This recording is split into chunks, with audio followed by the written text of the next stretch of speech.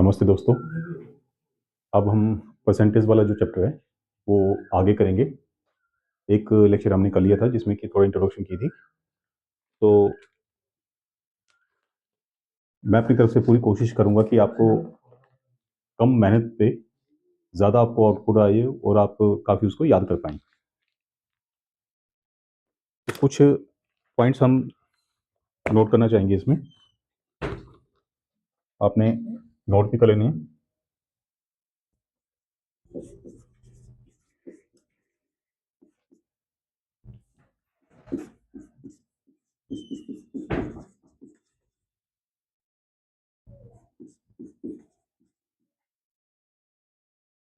जो ये चैप्टर है इसमें हमें किस तरह के क्वेश्चन आते हैं, जो मैंने पुराने जो क्वेश्चन पेपर एनालाइज किए हैं, और तो उसमें पहले आप ये ले लीजिए कि इंक्रीज डिक्रीज। इंक्रीज का मतलब होता है बढ़ना, जैसे कोई चीज बढ़ गई, बढ़ना, याद रख लेना आपने। डिक्रीज होता है घटना, जैसे बोलते हैं कि किसी चीज की कॉस्ट इतनी थी, 100 रुपये थी, और वो 10% बढ़ गई, तो इंक्रीज बाय 10%, या इंक्रीज बाय 10 रुपीज। तो इंक्रीज डिक्रीज आपने याद कर लेना, ये टॉपिक, ये क्वेश्चन आपको आएगा। क्वेश्चन में आपको अंडरस्टैंडिंग इसकी रखनी पड़ेगी। प्रॉफिट लॉस, कितना परसेंट प्रॉफिट हुआ, कितना परसेंट उसमें लॉस हुआ, इस तरह का भी क्वेश्चन आता है।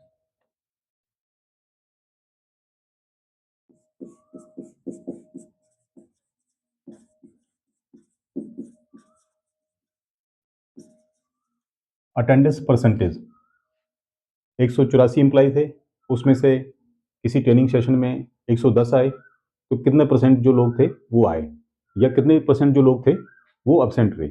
इसी तरह से क्वेश्चन पूछता है, कितने लोगों ने, कितने परसेंट लोगों ने, एम्प्लॉयज ने वो ट्रेनिंग अटेंड की, या कितनों ने अटेंड नहीं की। तो वो आपने क्वेश्चन के हिसाब से देख लेना है।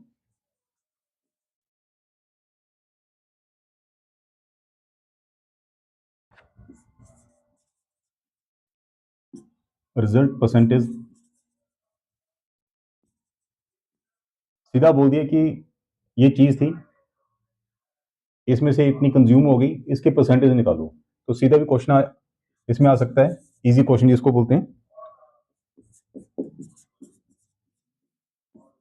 डिस्काउंट के ऊपर आ सकता है, डिस्काउंट 10%, 5% कम हो गया, ज्यादा हो गया।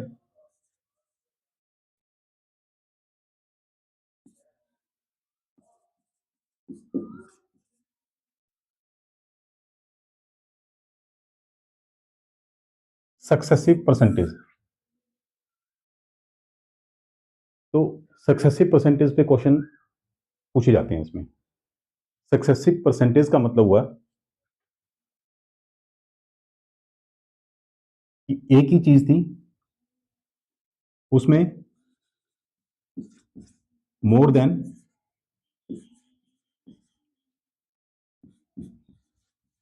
2 times change, change more than 2 times। एक ही क्वेश्चन में पहले किसी चीज का जो मूल्य था, या उसका जो प्राइस था, 10% बढ़ गया, और 2 महीने बाद उसका जो प्राइस था और 10% बढ़ गया, या और 20% बढ़ गया। इंक्रीज के ऊपर इंक्रीज, बढ़ने के ऊपर और बढ़ा, या 20% बढ़ा, उसके बाद 2 महीने बाद उसका जो रेट था वो 10% कम हो गया, बढ़ा और कम हो गया। तो इस तरह से क्वेश्चन आते हैं कि उसकी परसेंटेज बढ़ा कितना है, या उसकी जो इस टाइम की वैल्यू है उसके ऊपर क्वेश्चन आते हैं। तो इसमें जो दो कंडीशन, 3-4 कंडीशन है जिसमें कि क्वेश्चन आता है। ये बेसिक है, आपने बिल्कुल इसको देख लेना है, क्योंकि जब आप ये कर लोगे तो उसके बाद हमें आगे के क्वेश्चन करना आसान हो जाएंगे, और आपको भी ऐसा लगेगा कि हम जो मैथमेटिक्स को इतना टफ समझ रहे थे वो एक्चुअल में टफ होता नहीं है, बहुत मजेदार होता है मैथमेटिक्स। मेरा फेवरेट सब्जेक्ट भी रहा है। तो इसमें फुल मार्क्स मिलते हैं, और कई आप जितना मर्जी लिखो, नंबर काट लेते हैं, 1 नंबर कट जाएगा, 2 नंबर कट जाएगा। इसमें आपने क्वेश्चन सिस्टमेटिकली कर लिया, स्टेप वाइज नंबर मिलते हैं, और फुल मार्क्स मिलते हैं। तो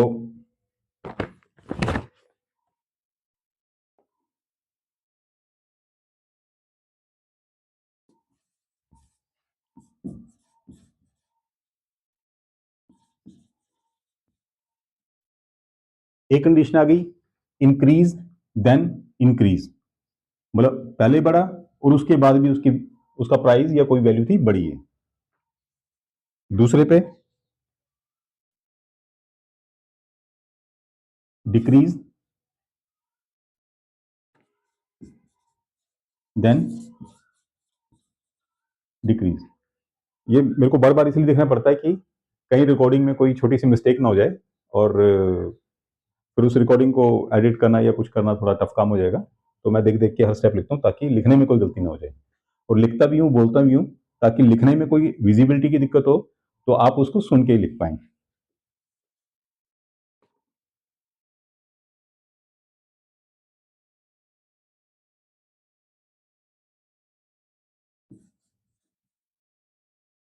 इंक्रीज देन डिक्रीज, एक बार बढ़ेगा फिर ये कम हो जाएगा। अब आपको ऐसे लग रहा होगा कि ये क्या लिख दिया, तो ये बड़ी मजेदार बात है कि हमें क्वेश्चन का जो बेसिक है वो आना चाहिए। हमें कई बार क्वेश्चन क्या होता है, बहुत टफ सा लगता है कि बढ़ गया फिर उसका फिर बढ़ गया फिर कम हो गया, तो उसको फाइंड आउट करने के लिए दिक्कत आती है। तो ये एक बेसिक है जिसके हिसाब से हम आगे जब करेंगे तो हमें सारे क्वेश्चन जो हैं वो इजी लगेंगे। तो एक तो आप इतना सा कर लो। अब इसमें जैसे पहला है इंक्रीज प्लस इंक्रीज,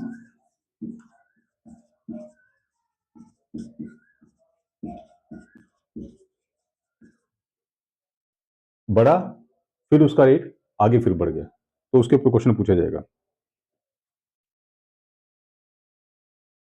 अब माले के पहले जो बढ़ा था वो ए था, उसके बाद जो बढ़ा वो बी था। हमने क्या मान लिया कि अगर 10% बढ़ा है, पहले स्टेप में जो बढ़ा उसको हमने ए बोल दिया, जो दोबारा फिर बढ़ा या कम हुआ उसको हमने बी से शो कर दिया। तो उसका सिंपल एक फार्मूला है जो कि आपने याद भी कर लेना है कि फार्मूले से कैसे निकालना है हमने, ए प्लस बी प्लस ए इंटू बी अपॉन 100।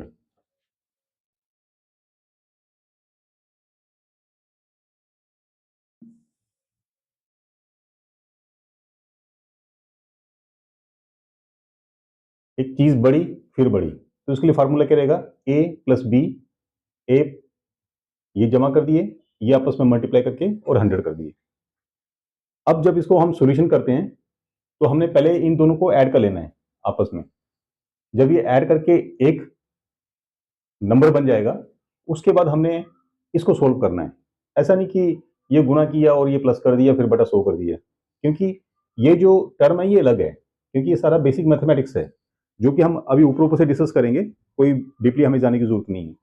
आपने सिंपली याद रखना है कि ए प्लस बी है, इसको सोल्व करके हमने रख लिया, प्लस अब इस चीज को अकेले सोल्व करना है। ए इंटू बी का मतलब हुआ कि ए की जो वैल्यू है गुना बी बटा 100। अब इसको सोल्व करके जो आएगा वो इस वैल्यू और इस वैल्यू दोनों को ऐड कर देना है। ठीक है, अब हम एक एग्जांपल देखते हैं। हाँ, इसमें अगर बड़ा है तो वो पॉजिटिव आएगा, जैसे ए है, ए के आगे कोई निशान नहीं लगा, इसका मतलब कि वो पॉजिटिव वैल्यू है। और किसी वैल्यू में अगर नेगेटिव लगा होगा इसका मतलब कि वो डिक्रीज हो रही है, कम हो रही है। ठीक है, तो सिंपल फार्मूला हमारा बेसिक यही है, अगर बड़ा है तो पॉजिटिव आएगा, और मान लिया आगे डिक्रीज हो जाता है, कम हो जाता है, तो जो बी है वो माइनस की बी आ जाएगी। तो फिर क्या बनेगा, ए माइनस बी प्लस, ये प्लस ही रहेगा, ए इंटू माइनस बी। ठीक है, तो जैसे अभी हम एक न्यूमेरिकल कर लेते हैं।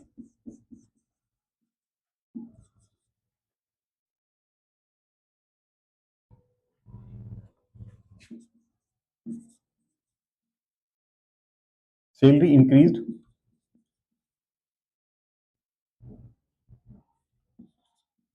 by 10% and then by 20%।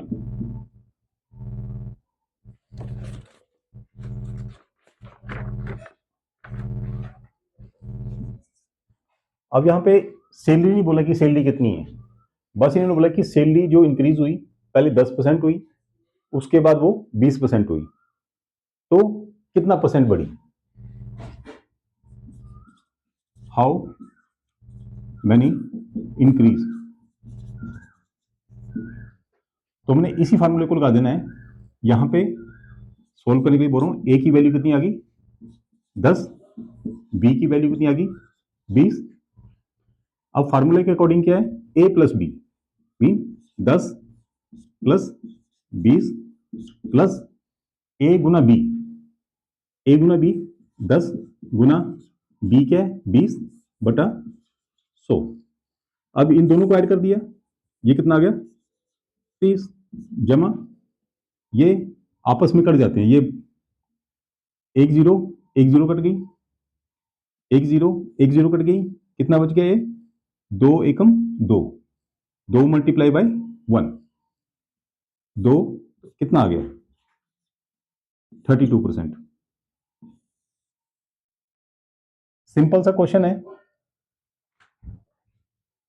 कुछ नहीं है।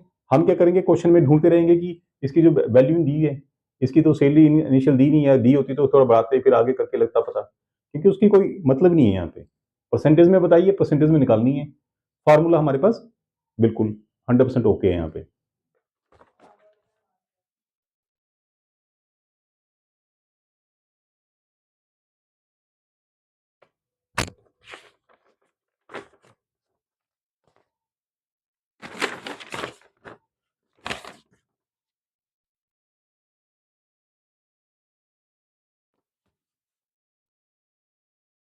अब आ गया डिक्रीज प्लस डिक्रीज, न्यूमेरिकली है, जब क्वेश्चन बोल दीजिए आप।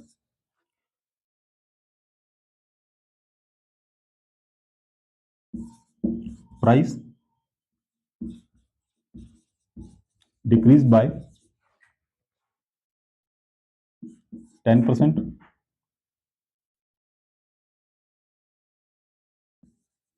And then 20%। डिक्रीज मीन की कम हुए, price decrease by 10% and then 20%। एक बार 10% कम हुए, दूसरी बार फिर 20% और कम हो गए, तो ये तो 100% है कि जो आंसर आएगा वो डिक्रीज में आएगा, बल्कि कम हुआ है वो। परसेंटेज जो आएगी, परसेंटेज का प्लस माइनस निशान नहीं होगा, निशान नहीं होगा, लेकिन अगर उसकी वैल्यू इफेक्टिव लेंगे तो वो माइनस में आएगी। माइनस का मतलब वो डिक्रीज हुई है, मतलब कम हुई है। तो इसमें अगर वैल्यू भर दें हम फॉर्मूले के अकॉर्डिंग, ए पहले क्या हुई है डिक्रीज हुई है,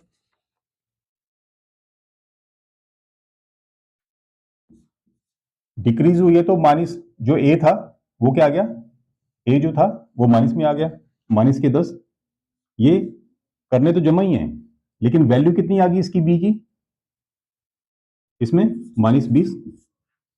फार्मूला तो यही है ए प्लस बी, लेकिन अब वो वैल्यू क्या आ गई डिक्रीज हो रही है, तो ये माइनस हो गई, ये भी माइनस हो गई। ठीक है, जब ये दोनों माइनस हो गए, आगे फार्मूला क्या है जो हमारा बेसिक फार्मूला, प्लस ए इंटू बी।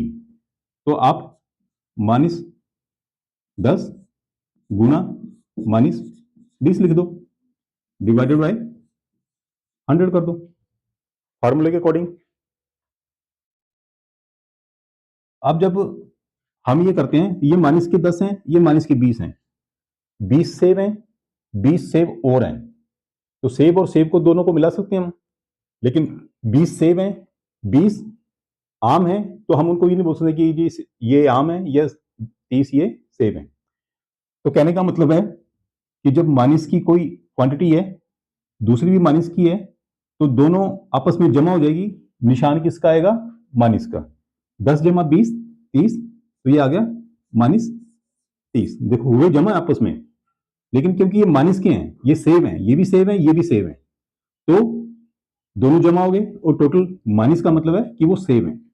प्लस जब गुना करते हैं, गुना करती बार हमेशा याद रखना है कि एक अंक अगर प्लस इंटू प्लस, तो ये प्लस आता है। प्लस की अंक को प्लस के अंक से गुणा करेंगे तो प्लस ही आएगा, प्लस के अंक को माइनस से गुणा करेंगे तो माइनस आएगा, माइनस के अंक को प्लस से करेंगे तो माइनस आएगा, लेकिन माइनस के अंक को माइनस से करेंगे तो वो प्लस आ जाता है। ये आपने बेसिक आपने याद रख लेना। एक अंक प्लस का है, गुना प्लस का, प्लस ही आएगा, plus minus minus minus plus minus minus minus plus. गुना की बात कर रहा हूं, प्लस माइनस तो माइनस ही होगा या प्लस ही होगा, लेकिन जब गुना में दो नंबर होंगे तो आपने देखना है कि कौन सा। अब ये माइनस का है, ये भी माइनस का है, तो ये माइनस के ये आपस में होंगे तो गुना, लेकिन माइनस और माइनस के हो जाएगा प्लस। तो हमने क्या किया, ये प्लस के कितने आ गए, प्लस के 200 बटा 100, 100 और 100 कट गए। अब ये कितने हैं, -30 है, प्लस 2 है, -30 ये माइनस के हैं, ये प्लस के हैं। तो जब भी दोनों अलग अलग हों तो यहां पे निशान तो प्लस का है, लेकिन ये दोनों अलग हैं। हमने क्या करना है, दोनों अलग अलग निशान का मतलब क्या हुआ कि वो माइनस ही होंगे। ठीक है, अगर दोनों माइनस होते तो होते वो प्लस, लेकिन निशान माइनस का रहता। अब होंगे तो ये माइनस, तो 30 में से 2 गए, कितने हुए, 28। लेकिन निशान किसका आएगा, जिसका अंक बड़ा होगा। तो यहां पे जो अंक बड़ा है वो माइनस वाला अंक बड़ा है, तो -28 आ गया। -28 का मतलब क्या हुआ कि जो प्राइस बढ़ा है, जो प्राइस कम हुआ है वो 28 उसका अंक है, लेकिन हम यहाँ पे परसेंटेज की बात कर रहे हैं, तो इसका आंसर कितना आएगा, 28% डिक्रीज। ठीक है,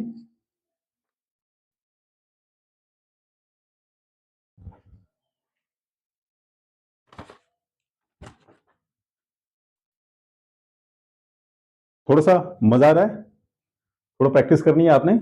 और ये फार्मूले ऐसे हैं कि आप अपने फैमिली मेंबर, जो बच्चा छोटा है या कोई कंपटीशन की तैयारी कर रहा है, आप उसको भी पढ़ा सकते हैं कि देखो जी ये फार्मूले होते हैं, उसके अकॉर्डिंग हम ये करते हैं। जितने भी स्टाफ सिलेक्शन कमीशन के जो पेपर आते हैं, बैंकिंग के आते हैं, उसमें इंक्रीज हो गया, डिक्रीज हो गया, इतने लोग काम कर रहे थे, उसमें से 10% जो लोगों ने छुट्टी कर ली वो आए नहीं, ये काम कितने और बढ़ गया। तो इस तरह से जो क्वेश्चन होते हैं बड़े मजेदार क्वेश्चन होते हैं, लेकिन लगते बहुत टफ हैं। लेकिन जब हम फार्मूला के अकॉर्डिंग करेंगे, प्रैक्टिस करेंगे, तो हमें ईजी लगेंगे। और मुझे लगता है आज के बाद आप भी ये सोचेंगे कि मैथ जो होता है वो टफ नहीं होता है, बहम होता है एक। ठीक है, तो ये बेसिक है, जहां पे देखेंगे और बेसिक की जरूरत पड़ेगी देख लेंगे। लेकिन आपने इस फार्मूले को भी रख लेना है कि जब गुना में दो डिजिट होते हैं, प्लस माइनस इसको कैसे करते हैं। और इस फार्मूले में पहले हम इसको सोल्व करेंगे, फिर इसके बाद इसको सोल्व करेंगे, फिर जाके ऐड करेंगे। ऐसा नहीं कि ये प्लस बी प्लस ए और ये कर दिया, ऐसे नहीं करना हमने। ठीक है, अब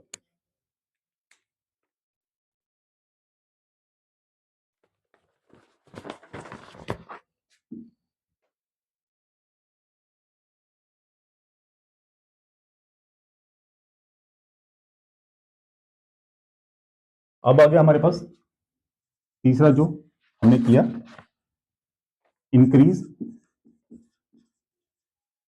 देन डिक्रीज। पहले बढ़ा फिर कम हो गया, पहले बढ़ा फिर कम हो गया।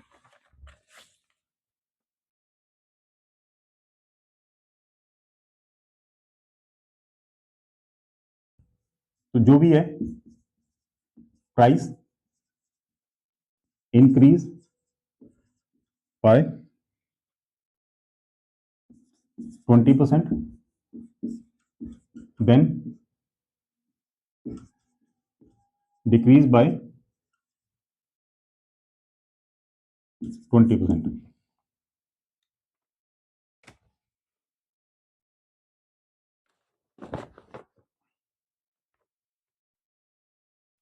एक बड़ी मजेदार बात है इसमें, इंक्रीज देन डिक्रीज।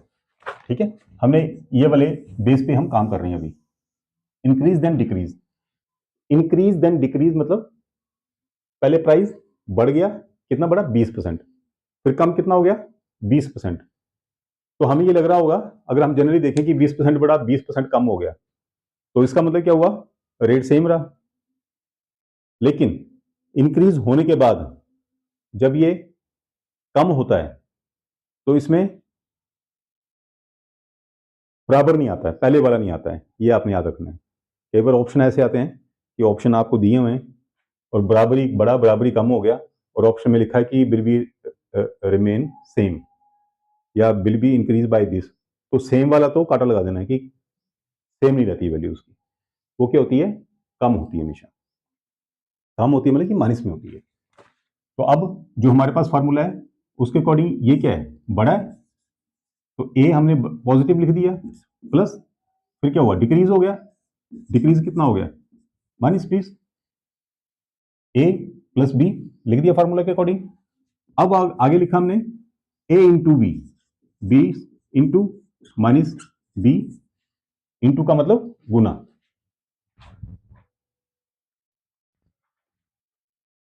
बटा 100, 20 माइनस 20, 20 सेब थे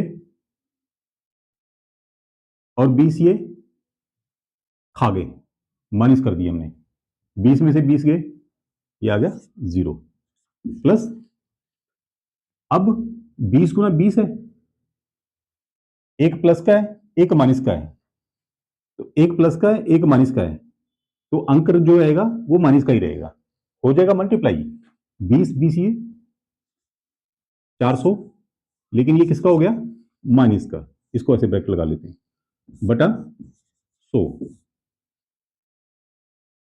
ये हटा दी तो कितना आया, -4, और इसको बोलते हैं, क्योंकि परसेंटेज जो होती है वो माइनस में नहीं होती कभी भी, वो नंबर में होती है और परसेंट का निशान लगता है, तो माइनस का मतलब क्या हुआ कि डिक्रीज, नेगेटिव।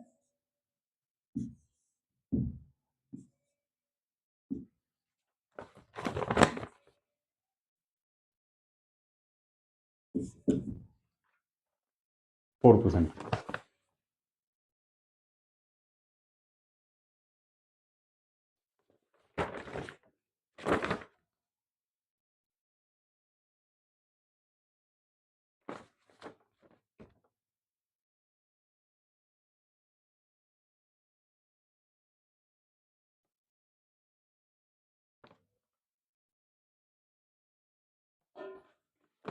तो इसमें आपने एक बात नोट कर लेनी है,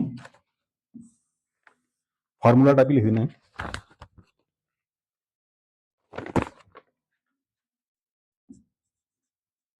equal increase and decrease,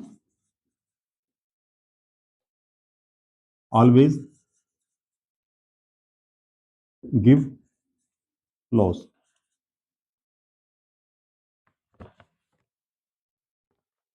give loss, ठीक है। जैसे मैंने बोला कि यहाँ पे इंक्रीज हुआ कम हुआ, लेकिन फाइनली ये लॉस होगा।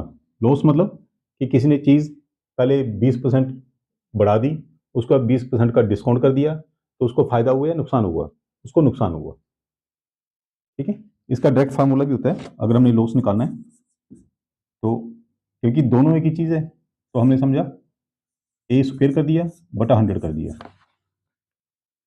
तो ए स्क्वेयर क्या था, मतलब ए स्क्वेयर मतलब दोनों की वैल्यू सेम ही है, 20 गुना 20 बटा 100, 100 4%।